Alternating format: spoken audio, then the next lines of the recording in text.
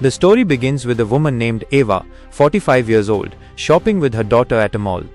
Today is a special day for Eva's daughter, as she is celebrating her 18th birthday. They are there to buy everything she needs for the occasion. Suddenly, Eva's daughter's attention shifts outside, where she spots her boyfriend Adrian. Overjoyed, she waves to him. Adrian calls her over, and as she walks toward him, Eva asks, "What is he doing here? You told me you stopped seeing this boy. Why is he here?" Without answering, Eva's daughter leaves the mall and meets Adrian outside. They embrace, share a kiss, and their affection for each other is clear. Eva, however, disapproves of their relationship, although she can't deny that she's noticed the chemistry between them. After their shopping, Eva leaves the mall and starts placing the bags into her car. Adrian walks up to her daughter and says, "I accidentally brought my house keys with me. How will my father get inside?" Eva immediately realizes that her daughter, without telling her, invited Adrian to her birthday party at their lake house, where they planned to celebrate. This news upsets Eva, as she had planned to spend the day with her daughter. Still, Eva knows that her daughter is no longer a child and can make her own decisions, even if it hurts her. She remains silent and decides to let it go. Eva places the shopping bags in the car, and they head toward the lake house together. Although Eva doesn't hate Adrian, she's uncomfortable with the way he looks at her. She's also attracted to him, which makes her uneasy. The long drive to the lake house is filled with tension, as Eva tries to maintain her distance. After hours on the road, they finally arrive at their secluded family vacation home by the lake, a peaceful and picturesque location. Eva unloads the car and tells her daughter to bring the items inside. Adrian stays outside and says, "I'll catch up in a bit." Eva doesn't engage with him and heads inside with her daughter. Once inside, Adrian follows them in. Eva, who is trying to maintain control, tells him, "Your bus will be here in an hour. You should leave by then." Adrian doesn't respond.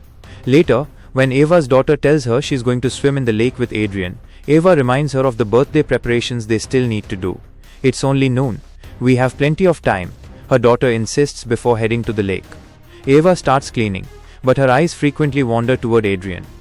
Eva's husband passed away years ago, and since then, she's been alone. She's repressed her own desires and feelings, but now, with Adrian around, those feelings begin to surface. As she watches Adrian having fun with her daughter by the lake, she reflects on her own youth and the carefree moments she once enjoyed. But her internal conflict grows, as she notices Adrian's presence becoming more and more distracting. At one point while cleaning, Eva senses someone behind her. Turning around, she finds Adrian standing there. "What are you doing here?" she asks. "I came to get some sunscreen," he replies. Eva responds coldly, "Well, find it then." But Adrian doesn't move. He slowly approaches her, gazing into her eyes. His proximity makes Eva feel an unsettling mix of attraction and discomfort. Despite her best efforts, she can't pull away. Before things escalate, she excuses herself and goes to the bathroom to compose herself. After a moment, she returns and hands Adrian the sunscreen, telling him, "You need to leave." Adrian doesn't argue. He takes the sunscreen and heads back to the lake. As the day continues, the situation becomes even more complicated. As the evening falls, Adrian and Eva's daughter return from the lake.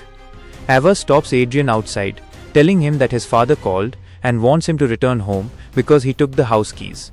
Adrian checks his phone but doesn't find any missed calls. Eva, aware that there is no network issue, lies, insisting that his father called her instead. Adrian, sensing the tension, says, "I know you don't want me here, but please give me a chance. You'll see I'm a good guy." Eva, feeling increasingly uncomfortable, responds, "Do you want me to call your father and tell him you're in a relationship with my daughter?" Adrian stands firm. "I'm not afraid. I love your daughter and I'm serious about her." Eva laughs bitterly. She knows better than to believe that Adrian is a good guy, especially since she has noticed the way he looks at her.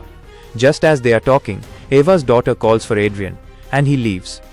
Later, Eva watches from the kitchen window as Adrian walks away, only to be stopped by her daughter, who asks, "Will you come back again?" Adrian promises that he will, and they share sweet words before he leaves for good. Eva feels a strange sense of relief.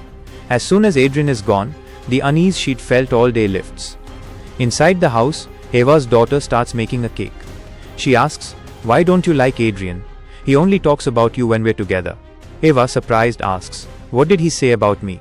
Her daughter casually mentions that she told Adrian about an embarrassing incident from Eva's past, how she once swam in the lake without clothes, and the neighbors had reported her. Eva is shocked, but tells her daughter that she should keep such personal details to herself.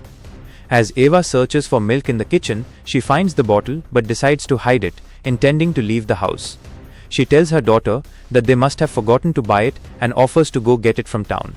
Without any suspicion, her daughter agrees. Eva heads out in the car, but on the way, she spots Adrian walking on foot. She pulls over and asks him to get in. Adrian climbs in silently, and they drive without speaking. Soon, Eva pulls over to a secluded area where she stops the car. Still silent, they sit in the car, but the tension is thick. Eva looks at Adrian, and suddenly, he reaches out and gently caresses her face. The moment feels electric. Eva, unable to resist any longer, kisses him. They become closer, and their connection intensifies. But soon, Adrian gets out of the car to use the restroom, and Eva notices that her daughter has called her. Eva ignores the call. Adrian is happy, smiling at Eva, but she feels a deep sense of regret. She knows this was a mistake. As Eva sits in silence, she asks Adrian to leave.